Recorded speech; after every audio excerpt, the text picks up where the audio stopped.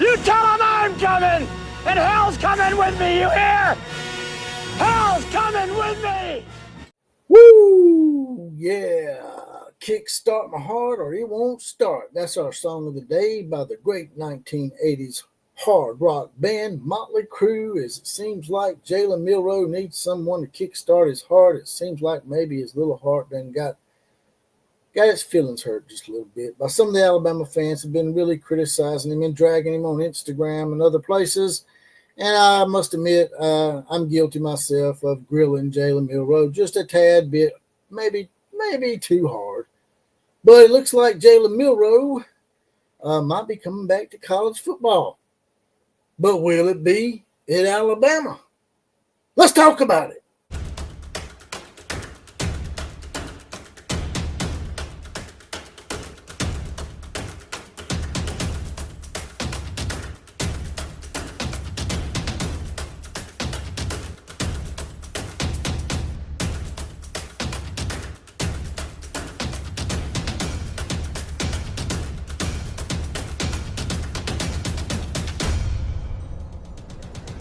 This is the home of the Common Joe and the Common Sally in the Know, even more so than all those media talking heads.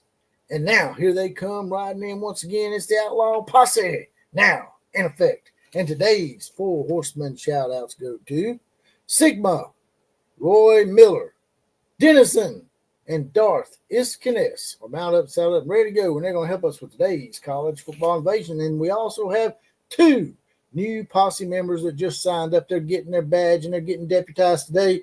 And they are J and OU, squiggly line, Boomer, squiggly line, Sooner.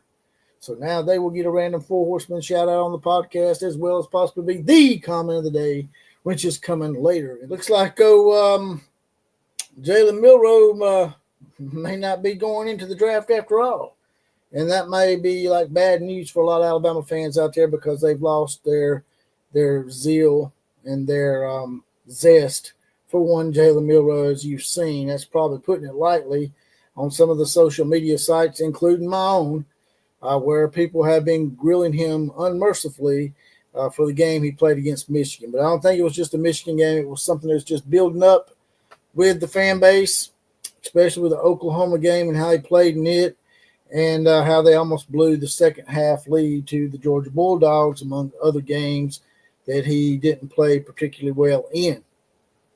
It doesn't seem like that he's really a good fit for Kalen DeBoer's style of offense. Kalen DeBoer, to me, and it's not fair to just throw all the criticism at Jalen here. Kalen DeBoer needs to bear some of this. He doesn't seem like he's able to adapt to certain players having different styles than his offense. Obviously, either that or Jalen Milroe just can't comprehend it at all because he did, do a good job with Michael Penix. He took him from Indiana to Washington and done wonders with Michael Penix. But there is a big-time rumor mill going out there that he may indeed be coming back to college ball, and if he does so, he may not be welcome back at Alabama, or he may not even want to come back to Alabama. And I saw it. I'll go ahead and bring up the article for you guys. It's from Yahoo Sports. As you can see right here from Yahoo Sports, Lincoln Riley and USC should reach out to Jalen Milroe right now. Scroll on down here, and it says, let's just cut to the chase here at USC football. If Lincoln Riley and the Trojans are worried about their 2025 quarterback position after seeing Jaden Maivia make a lot of really bad mistakes in the Las Vegas Bowl, there might be an option which gives them more upside in 2025, that being Jalen Milroe. They might be surprised. It might not be a lot of upside. We can all put two and two together. It says as you scroll on down a little bit, Jalen Milroe tanked his NFL draft stock with that game. If he had hoped to be a first-round quarterback, that dream might have died with his turnover-filled effort against Michigan.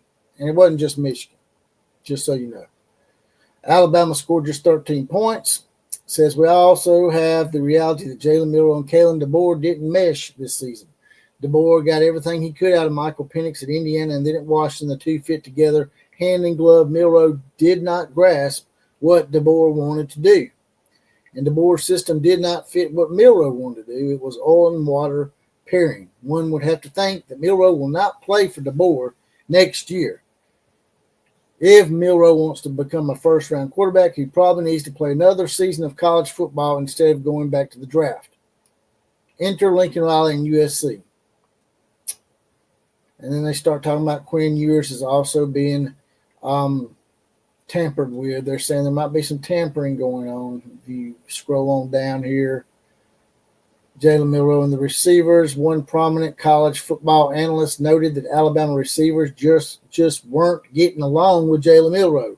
It certainly fuels speculation that Milroe will enter the transfer portal. And my thing to that is, if he's not getting along with his receivers, then what makes you think he's going to get along with his receivers anywhere else? Maybe it's just that he's not cut out to be a quarterback. Now, I know last year was sort of a coming of age for him after he got benched in the South Florida game, and the entire team laid down the South Florida game. Some of his little entourage is what I heard. Kalen DeBoer was viewed as a quarterback whisperer on par with Lincoln Riley, but the Milroe implosion in the bowl game was not Milroe's only implosion this season. He played terribly in other games, notably against Oklahoma. We already talked about that. But if Kalen DeBoer is considered a quarterback whisperer on par with Lincoln Riley, what makes you think Lincoln's going to be able to do anything with him? And a lot of people will go back to Jalen Hurts, who left Alabama. Jalen Hurts wasn't the best passer in the world when he left Alabama. But Jalen Hurts at Alabama was still better than Jalen Milroe at Alabama. He had more of a better delivery than Jalen Milroe. Jalen Milroe's got the long ball, but as far as being able to read and progress, he just don't have it, man. Going down here, it says Michael Penix, coached by Kalen DeBoer, was a top 10 draft pick. Jalen Milroe probably won't even be a first-round pick at this point. He might not even be a second round. He definitely cost himself a lot, which means he could probably drop down into the third round. I don't understand why he was projected to be a first-round quarterback pick anyway. Even going into the season, it was obvious that he was limited in some of the stuff that he was able to do as far as reading defenses and progressing and doing the progressions and stuff that you need to do in order to be a starting quarterback in the NFL. Now, I'm going to bring up something else for y'all real quick. It's sort of karma here. This is a meme that was sent to me. This was something that Jalen Milroe had said about a year ago, 2 years ago maybe.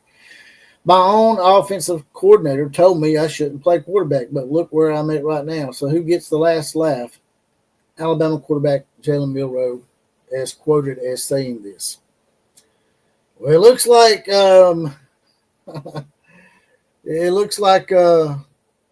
your old offensive coordinator, Bill O'Brien, might be the one that's getting the last laugh here, Jalen. So never come out and say who's getting the last laugh until you're very sure that you're going to get the last laugh. Now, teams that he could go to, I wrote down a few notes here. Old notey notes, old school style, like a lot of people have requested. Teams that he could go to, USC, obviously, Oklahoma State, Ole Miss, Wisconsin, and Arkansas. USC, of course, has Lincoln Riley, who's the supposed quarterback whisperer. I'm not too sure about that these days. Oklahoma State, Mike Gundy, he's a former quarterback. I think Oklahoma State might need a quarterback. Might be a good place for Jalen to go that won't have as much scrutiny and pressure, but still able to play on a big stage possibly. If Oklahoma State were to get on a roll, Oklahoma State could make it to the playoffs. Maybe Jalen Milroe could show everybody that they were wrong about him once again and maybe even get revenge on Alabama. Ole Miss, another team that he could go to maybe and get revenge on Alabama and all the naysayers. Let all naysayers know. Yeah, that Lank shit's died out pretty quick, right? But Ole Miss, Lane Kiffin, to me, is probably a better quarterback whisperer than any of the people that we've talked about, including Lincoln Riley. And I say that because Lane Kiffin was able to win a national championship with Jacob Coker and win an SEC championship with Blake Sims, who was a converted running back. Lane Kiffin's one of those coaches that is not offense specific.